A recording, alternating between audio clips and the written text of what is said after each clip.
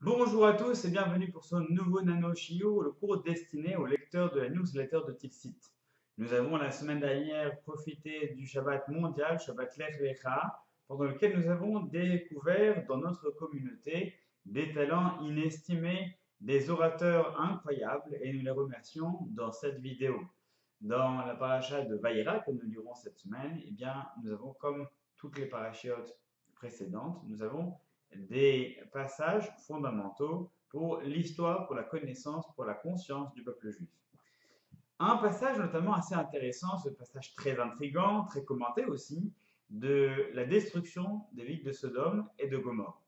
Cet passage est commenté parce que déjà dans un premier temps, la destruction d'une ville, c'est-à-dire le jugement et la condamnation d'une ville pour des mœurs, il faut d'abord justifier, en tout cas comprendre cette condamnation. Mais ce qui est beaucoup plus intriguant, c'est certainement la négociation, la négociation d'Abraham qui va essayer de sauver à tout prix des personnes qui vivent dans une catégorie, plutôt dans une conscience morale complètement différente de la sienne.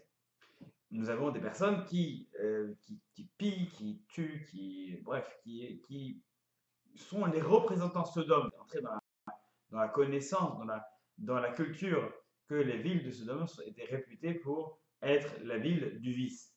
Pourtant, Abraham va tout faire pour pas pour les défendre, mais pour les sauver.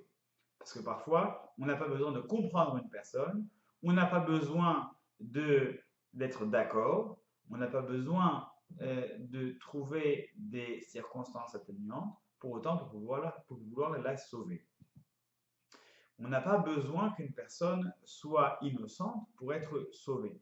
C'est-à-dire que dans notre génération, lorsqu'on veut parfois trouver des circonstances, on les trouve pour arriver à sauver des personnes. On n'a pas besoin d'avoir de circonstances atténuantes pour pouvoir sauver. Il s'agit de comprendre, il s'agit en tout cas de reconnaître, mais malgré tout, même si une personne est condamnée, ça n'est pas pour autant qu'on doit l'éliminer.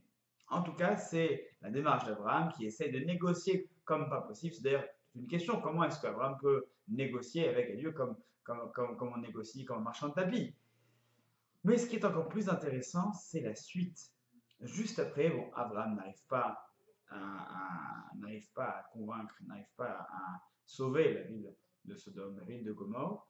Et ensuite, le texte nous dit, il fait Abraham shav limkomo.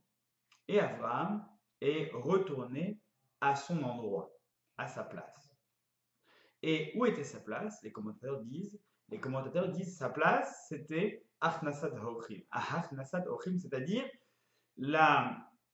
l'hospitalité des invités, recevoir des invités. On rappelle qu'il était en train de recevoir ses anges et, ensuite Dieu lui apparaît, il commence à parler, et puis il revient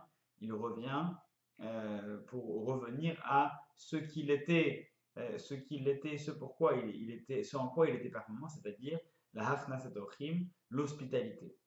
Ça nous apprend quelque chose d'exceptionnel, de très important.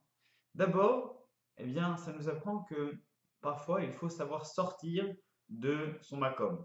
C'est-à-dire que on a notre périmètre de stabilité, notre périmètre de connaissance, notre périmètre de facilité. Mais parfois, pour sauver une personne, il faut soi-même savoir se mettre en danger.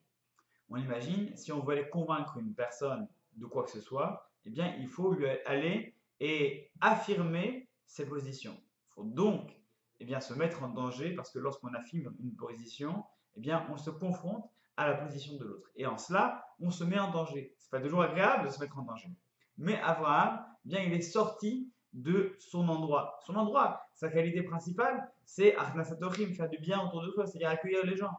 Il n'est pas une personne qui a pour vocation d'aller donc pour défendre la ville de Sodome. Ce n'est pas une personne qui est un tribun qui va aller ou alors un négociateur qui va aller défendre qui plus est la ville de Sodome. Il est sorti de ce pourquoi il était doué parce que c'était important.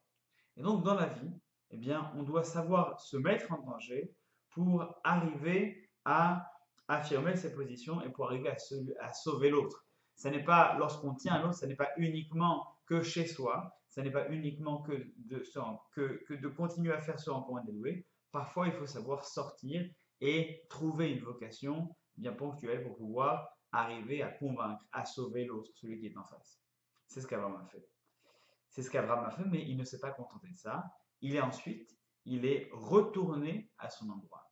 C'est-à-dire que maintenant qu'Abraham eh bien, a tout tenté, il s'est mis en danger, il a tout fait, finalement, il a échoué. C'est un échec. Sodome et Gomorrhe, c'est un échec. On imagine, il a mis toutes ses forces, il y a même mis sa vie, parce que négocier de cette manière devant Dieu, c'est quelque part, ça pourrait être interprété comme un manque de respect. C'est sa vie qui est en jeu. C'est pour ça qu'il dit, moi je ne suis rien, je ne suis que poussière et terre. Pour pouvoir arriver à défendre l'indéfendable, pour pouvoir sauver autrui, il a accepté lui-même de ne pas exister. Il a dit, je ne suis rien.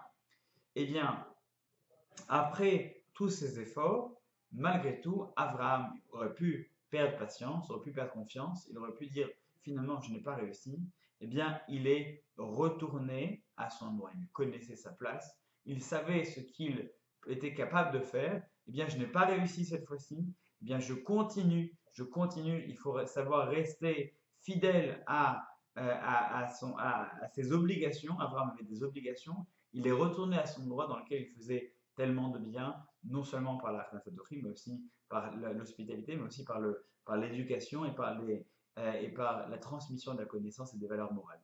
Il est retourné à ce qu'il continue à faire. Lorsque une personne commence une campagne présidentielle, eh bien, lorsqu'elle arrive en liste donc pour être eh bien, la personne qui va peut-être être élue président de la République, lorsqu'on fréquente, eh bien, lorsqu'on parle directement à Dieu, on aurait pu croire que lorsqu'on arrive à ce niveau-là, eh bien, c'est une expérience qui nous change, qui nous transforme pour toujours, et on n'est maintenant pas comme les autres.